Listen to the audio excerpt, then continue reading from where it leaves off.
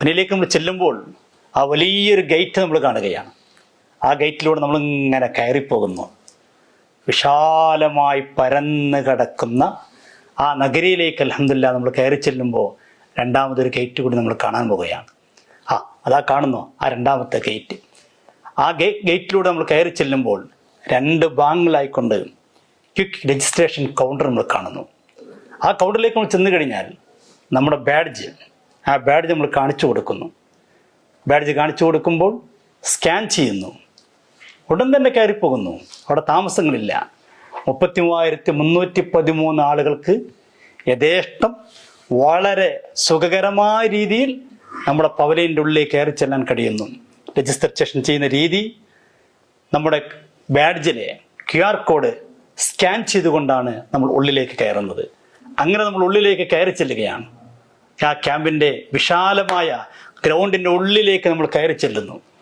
വിശാലമായി കിടക്കുന്ന ഗ്രൗണ്ട്, എത്ര സുഖസുന്ദരമായി കാണാൻ നല്ല ഭംഗിയുള്ള ആ പവലിയനിലേക്ക് നമ്മൾ കയറി ചെല്ലുന്നു.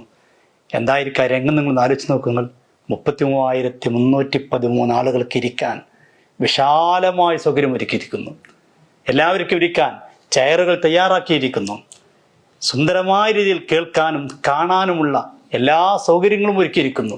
നോക്കൂ നിങ്ങൾ, ഈ നഗരി ഇതിലൊരു അംഗമായി ചേരുമ്പോൾ, ഒരു കണ്ണിയായി ചേരുമ്പോഴുണ്ടാകുന്ന ആ സന്തോഷം നിങ്ങൾ ആലോചിച്ച് നോക്കൂ. നിങ്ങൾ ഇത്രയും വലിയ ഒരു പന്തലിൽ ഇത് ഒരു പവലിയനാണ് നിങ്ങൾ കാണുന്നത്.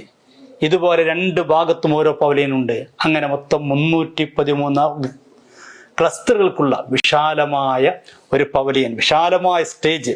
ആ സ്റ്റേജിൽ വിശാലമായ രീതിയിലുള്ള LED സംവിധാനമുള്ള സ്ക്രീൻ കാണാൻ കഴിയും. LED വാൾ നിങ്ങൾ കാണാൻ കഴിയും. രണ്ട് ഭാഗത്തും ഉണ്ടാകും.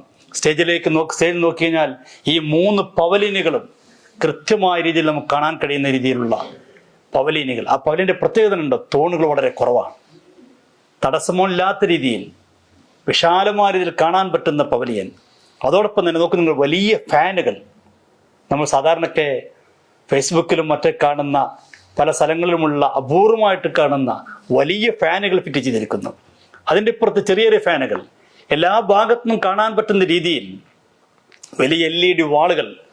അത് താഴത്തുനിന്ന് സ്റ്റാൻഡിൽ വെച്ചിരിക്കുകയല്ല, സ്റ്റേജിലേക്ക് തടസ്സം വരാതിരിക്കാൻ വേണ്ടി പന്തലിൽ തന്നെ നേരിട്ട് തൂക്കിയിട്ടിരുന്ന രീതിയിലുള്ള വലിയ LED വാളുകൾ നമുക്കവിടെ കാണാൻ കഴിയും.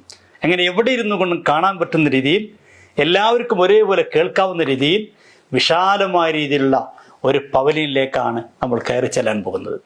അതിന് മുമ്പ് നമുക്കൊന്ന് നമ്മുടെ നഗരിയൊന്ന് നമുക്ക് പരിചയപ്പെടാം.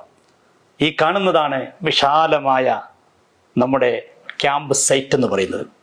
ഇവിടെ കയറി ചെല്ലുമ്പോൾ രണ്ട് ഭാഗങ്ങളിലൊക്കെ കൊണ്ട് പല കൗണ്ടറുകൾ നമുക്ക് കാണാൻ കഴിയും. ഒരുപാട് സ്റ്റാളുകൾ കാണാൻ കഴിയും. ഫുഡ് സ്റ്റാൾ അതിൻ്റെ ഉള്ളിലുണ്ട്, സുപ്രഭാതത്തിൻ്റെ സ്റ്റാൾ അവിടെയുണ്ട്, തഹീൻ്റെ സ്റ്റാൾ അവിടെയുണ്ട്, തുടങ്ങി നിരവധി സ്റ്റാളുകൾ പുറത്ത് നമുക്ക് കാണാൻ കഴിയും.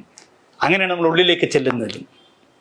ഈ പവലിയൻ്റെ പുറത്തുള്ള സൗകര്യങ്ങൾ, ഒന്ന് ക്ലോക്ക് റൂം ഉണ്ട്. ക്ലോക്ക് റൂം എന്ന് പറഞ്ഞാൽ എല്ലാം കൊണ്ടുവന്ന് വെക്കാൻ പറ്റുന്ന ക്ലോക്ക് റൂം എന്നല്ല, ആവശ്യമായ സാധനങ്ങൾ ആവശ്യമായ